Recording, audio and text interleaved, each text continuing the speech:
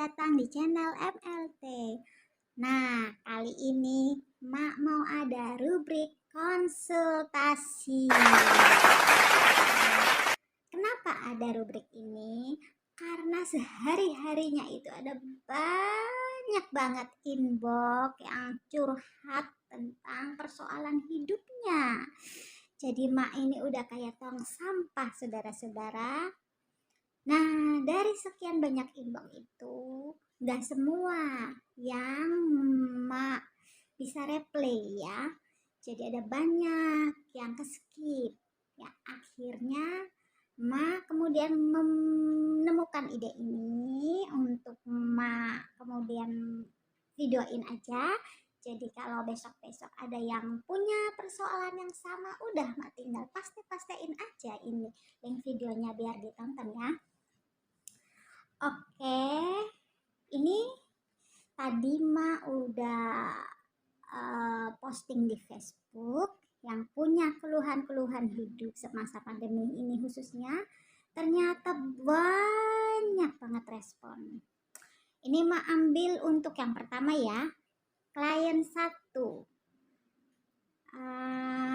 dari akun Mbak SW.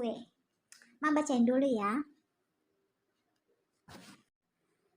Mbak SW curhatannya gini, mau cerita Mak, panjang dikit nggak apa-apa ya. Jadi awalnya aku tuh nikah karena MBA, tapi suami tanggung jawab nikahin. Tapi dia ngerasa dia udah bertanggung jawab dengan nikahan aja, nggak pernah ngasih nafkah. Oh no. Alhamdulillah aku masih ada rezeki bisa kerja di sebuah ini swasta ya, penerbangan swasta. Udah kerja 10 tahun di sana, tapi karena pandemi aku termasuk salah satu karyawan yang dirumahkan. Jadi aku pilih resign. Suami sempat kerja jadi apa nih? Kerja apa nih enggak? Padahal selama aku di rumah. Tapi bukannya benar malah menjadi-jadi. Oh, suami sempat kerja tapi malah menjadi-jadi. Sekarang dia malah jadi pecandu sabu. Ya Allah, bingung Mak, nggak ada solusi. Aku mau pisah juga ngurus pengadilan nggak ada biaya. Belum lagi aku masih punya bapak umurnya udah 85 tahun. Aku mau aja sih kabur bawa anak, tapi bapak nggak setuju, selalu bilangnya udah sabar aja. Alhamdulillah lagi Allah masih sayang sama aku. Aku udah dapat kerja walau perusahaan kecil, gaji nggak seberapa tapi lumayan buat makan anak-anak dan bayar kontrakan.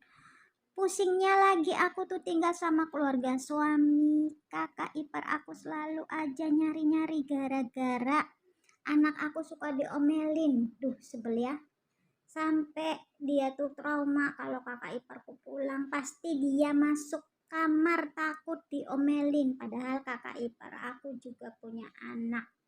Di rumah ngerasa paling bener. Dia tidur pakai AC tapi selalu bilang ke aku buat irit-irit listrik.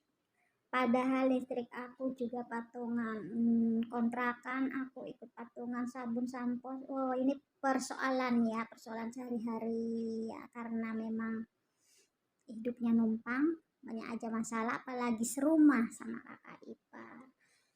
Oke, terus selanjutnya apa nih? Tiap hari walau aku kerja, aku beres-beres di rumah, nyapu, ngepel, bersihin dapur, cuci kulkas dan lain-lain. Oke.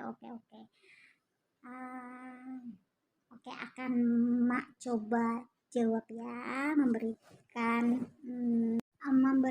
apa ya, memberikan masukan, memberikan input. Jadi dalam hal ini Mak ini bukan seorang ustazah ya, bukan apa ya, seorang psikologi, bukan. Karena apa yang Mak ambil ini adalah berdasar dari apa yang Mak jawab ini berdasar dari pengalaman sehari-hari juga.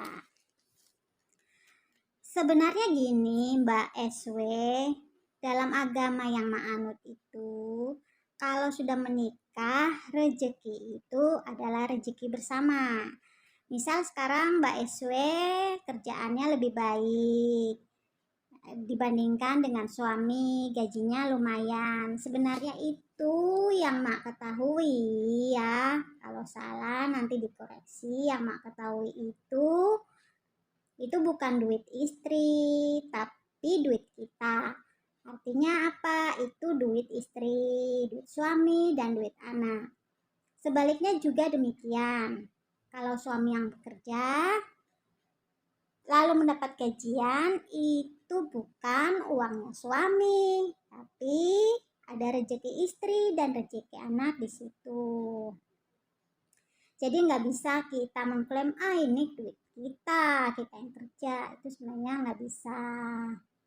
Karena kalau sudah menikah memang yang Mak ketahui seperti itu. Makanya kalau kekurangan itu mintalah kepada Allah. Insya Allah kalau kita sering bertamu ke rumah Allah pasti dikasih. Contoh ya, contoh aja nih ya, misalkan kamu nih punya teman atau saudara gitu ya, kamu tuh ya gak pernah silaturahmi sama dia, gak pernah telepon, gak pernah WA, apapun sama sekali gak pernah ya ada hubungan. Terus tiba-tibanya pas kamu lagi butuh, kamu tuh ke rumah dia minta bantuan, minta duit sekian, nangis-nangis. Apa iya dia tuh bakal langsung ngasih duit? Apa iya dia bakal langsung bantuin kamu? Ya kan, ibaratnya ini loh, ibaratnya ya kayak gitu juga. Kalau kita itu nggak pernah datangin majelis Allah, nggak pernah menyisihkan waktu kita untuk beribadah, minimal itu ada 10 menit, 15 menit kita tadarusan, atau minimal kita itu sering zikir. Ya kan, pokoknya sehari-hari kita datangin terus majelis Allah. Malamnya kita sholat tahajud. Jadi kebiasaan-kebiasaan ini kita lakukan dengan ikhlas, tanpa pamrih, ya kan? Akhirnya pada saat kita butuh, berapapun kita butuh, apapun kekurangan kita, insya Allah akan dikasih sama Allah. Dikasih itu bukan kemudian rezekinya itu jatuh dari langit, atau si duitnya itu jalan-jalan ngetuk pintu rumah kamu, kan gak begitu juga. Rezeki itu mah dari mana aja. Misalkan tiba-tiba kamu dapat kerjaan, tiba-tiba kamu itu dapat orderan, tiba-tiba kamu itu dapat job, ya kayak gitu. Jadi kalau ada kekurangan, keluhan hidup, saran Mak, kita minta kepada Allah. Nah, pertanyaan selanjutnya nih ya, gimana nih dengan suaminya?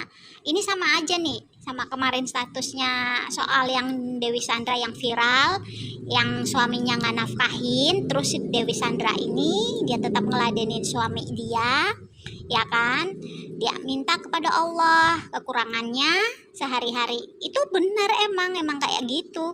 Jadi istri itu memang wajib meladeni suami, ya walaupun dalam situasi apapun si suami kekurangannya minta pada Allah. Ya emang gitu, apa namanya, jadi rezeki yang dikasih ke istri itu bukan duit istri, bukan rezeki istri. Itu mah rezeki kamu, ada suami kamu di situ, ada anak-anak kamu. Lah terus gimana tuh suami semena-mena gak nafkahi anak, gak nafkahi istri, enak amat jadi suami. Nah, itu dia cobaan rumah tangga kamu. Gimana kamu bisa menjalani itu cobaan? Ya kan? Terus selanjutnya gimana? Ya kamu sholat istihara. Ini kan yang bertanya sama Mak kan muslim nih, jadi Mak bisa kasih solusi. Solusinya apa? Sholat istihara. Kok susah amat? Sholat istihara 2 rakaat kan? kita minta kepada Allah. Bagaimana baiknya, ya Allah, jika saya masih berjodoh dengan suami saya, maka berilah suami hamba hidayah agar suami hamba bisa lebih bertanggung jawab, bisa meninggalkan sifat-sifat tabiat buruknya, ya kan? Tapi jika memang ini sudah tidak baik untuk kami bersama, maka dimudahkanlah jalannya agar kami bisa melanjutkan hidup terpisah dengan lebih baik lagi ke depannya. Jadi sholat istikharah itu kan kita meminta. Ini memintanya baik untuk bersama atau baik untuk berpisah. Jika baik bersama agar suami diberi hidayah, jika baik untuk berpisah agar dimudahkan jalannya, ya kan? Nah, setelah itu apa? Ya udah, kalau udah sholat istikharah itu ya udah, setelah itu kamu nggak usah mikirin apapun juga, kan udah sholat tuh, udah serahin, udah pasrahin sama Allah. Itu nanti Allah yang akan milih di antara dua pilihan. Ngapain nggak mau pusing? Kamu nggak perlu milih mau lanjut sama suami kamu atau kamu mau tetap stay di rumah apa gimana, nggak usah mikirin. Biar nanti Allah yang selesaikan. Karena kamu sudah sholat istikharah, sudah menyerahkan semuanya, udah biarin aja. Nggak perlu kamu nunggu tanda-tanda ini setelah sholat istikharah kok ada tanda-tanda atau enggak ya, apakah ada mimpi-mimpi atau gimana, nggak usah. Kadang-kadang sholat istikharah itu nggak ada tanda-tanda, nggak ada mimpi-mimpi. Udah aja, kalau udah sholat ya udah, nanti kedepannya Allah yang ngurusin, kamu nggak usah mikirin, kan udah diserahkan sama Allah kan gitu. Soal dengan ipar, emang dimana-mana kalau lagi numpang mah kayak gitu ya. Jadi kamu yang sabar aja, ikhlas aja. Kalau ipar kamu suka marah-marah, kamu senyumin. Kalau dia jahat, dia arogan, dia dolim sama kamu balas kebaikan. Sama kamu doa, kalau sholat minta pada Allah agar dia dilembutkan hatinya. Kan Allah maha pembolak-balik hati manusia kan. Jadi kalau dia jahat, kamu baikin. Dia marah-marah, kamu senyumin. Itu bukan untuk merendahkan harga diri kamu, bukan. Tapi agar anak kamu melihat pembelajaran hidup di mana kejahatan dibalas dengan kebaikan. Tapi ada yang lebih penting daripada itu adalah kebaikan kamu yang dilakukan terhadap saudara iparmu yang kejam, kepada suamimu yang seperti itu, dan kebaikanmu mengurus orang tuamu yang sudah tua. Itu adalah amal yang tidak akan hilang, itu akan kamu tuai di suatu saat nanti. Jadi udah, biarkan aja si ipar kamu itu marah-marah gak jelas, kamu balas dengan kebaikan. Dia ceritain kamu di mana-mana, biarin aja. Apa yang kamu lakukan, misalkan beli ini itu udah bantu ini itu udah, nggak usah kamu ngomongin di tetangga saya udah bantuin begini begitu, nggak usah kamu ngomongin di mana-mana saya udah begini begitu, udah nggak usah. Karena kebaikan tersembunyi itu yang akan menjadi penolong kamu kelak. Jadi nggak perlu kamu ceritain kebaikan tersembunyi kamu yang udah gini-gini, udah kayak gini, udah nggak perlu ceritain, nanti hilang semua pahalanya, sayang kan.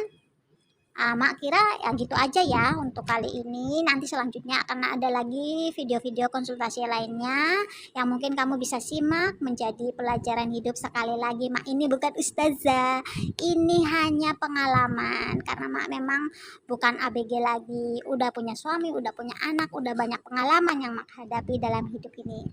Jangan lupa subscribe ya channelnya Pip. Bye.